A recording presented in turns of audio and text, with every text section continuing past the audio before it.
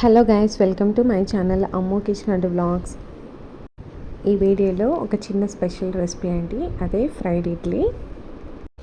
ఇడ్లీ మనం weekly twice అయినా సరే మనం ఇంట్లో బ్రేక్ఫాస్ట్గా కానీ ఈవినింగ్ టైం స్నాక్స్లా కానీ చేసి పెడుతూ ఉంటాము. కానీ పిల్లలకి ఇష్టం లేనిదంటూ ఒకటి ఉంది అంటే ఇడ్లీయే. ఇడ్లీ చేసిన ప్రతిసారి ఇడ్లీయా అంటారు. నాకు తెలిసి ప్రతి ఇంట్లో అందరూ అనే మాట అదేనండి, ఇడ్లీయా అంటూ ఉంటారు కదా. ఇడ్లీని ఒకసారి కొంచెం స్పెషల్గా ఇలా ఫ్రైడ్ ఇడ్లీ చేసి పెట్టండి. ఒకరోజు నార్మల్గా తిన్నా సరే సెకండ్ టైం ఇలా ఫ్రైడ్ ఇడ్లీ చేసి పెడితే పిల్లలు ఇష్టంగా తింటారు, వాళ్ళ పొట్ట కూడా నిండిపోతుంది. పిల్లలే కాదండి, పెద్దోళ్ళు కూడా ఇడ్లీ అంత ఇష్టపడరు, ఇలా చేస్తే మాత్రం కంప్లీట్గా తినేస్తారు. ఇడ్లీలు చేసుకున్న తర్వాత ఒక చిన్న ఆనియన్, కొంచెం పచ్చిమిర్చిని ఇలా చిన్న చిన్న పీసెస్గా కట్ చేసుకోవాలి.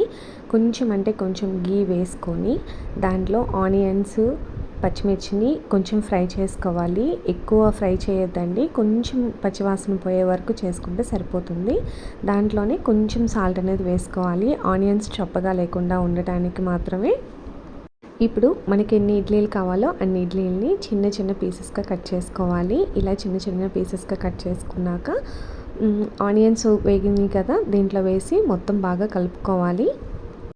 పసుపు మాత్రం కంపల్సరీ వేసుకోండి. ఇలా ఇడ్లీలు కలుపుకున్న తర్వాత మీకు ఏ పొడి కావాలంటే అది వేసుకోండి.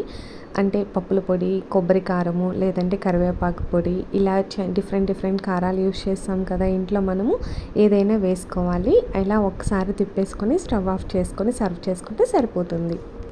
ఈ రెసిపీ మీ అందరికీ నచ్చింది కదా, అయితే అమ్ము కిచెన్ అండ్ వ్లాగ్స్ని లైక్ చేయండి, షేర్ చేయండి, సబ్స్క్రైబ్ చేయండి. Thank you for watching.